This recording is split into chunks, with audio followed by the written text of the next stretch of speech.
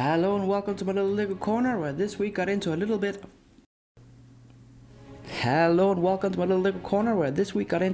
of an existential Lego crisis. You see, I just finished making the largest build I've ever attempted, and I understandably not thought ahead of what to do next. So I went online for a little bit of inspiration, to Instagram to be more specific, and it took me a while to get all those naked ladies off my feed. But I eventually got them to show me just Lego, and there are some amazing builds and builders out there. Got me a little bit demoralized, to be honest.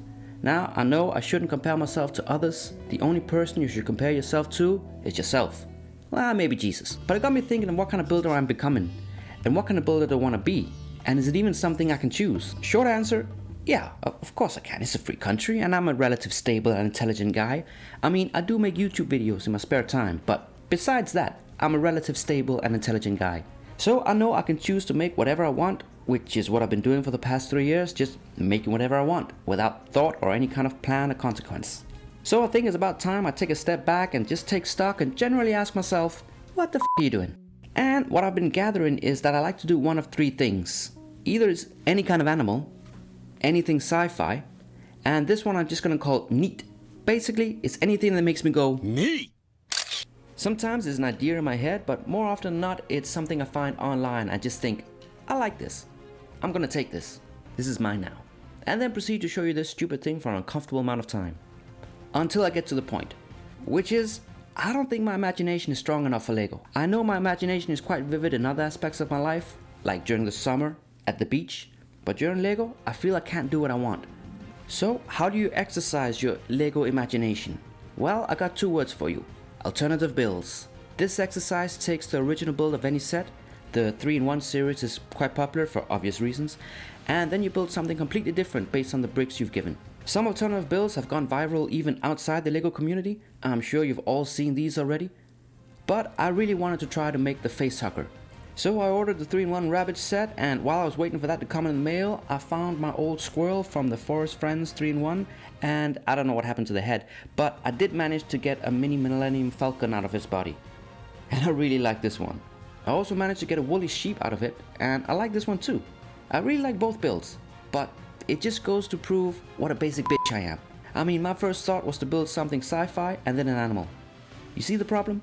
But it didn't matter right now because the postman came early with my rabbit, and I regret building this damn thing now. You think they're all cute and sweet, but then they just poop all over the place and get real violent for no apparent reason. So I quickly split the whole thing in a million pieces and then tried to piece it together based on the pictures online and a very bad hand-drawn picture. And this is what I came out with, which is not bad. I mean, I think it's pretty well done 1-to-1. I'd give this a 10 out of 10. Can't really knock it, even though it was a bitch to get that shell stable.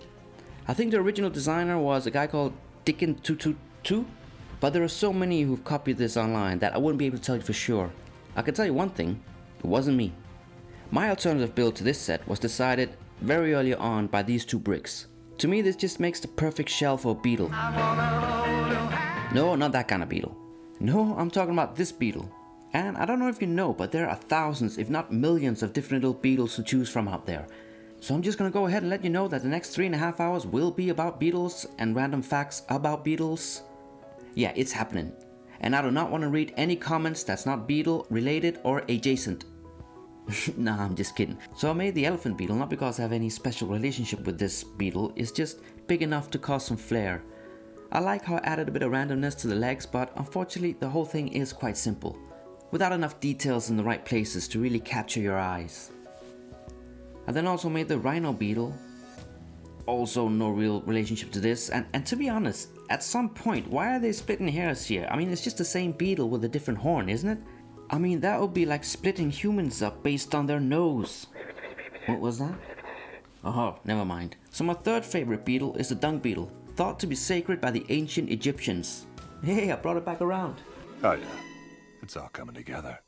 I also made some other things that'll forever haunt my nightmares, but I've come out of this whole thing knowing that I need to leave my comfort zone more often.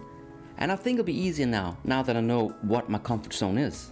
But that's not gonna happen overnight. I can't promise I won't continue to make animals or some kind of sci-fi bullshit, but I'll at least try to get outside my comfort zone more often.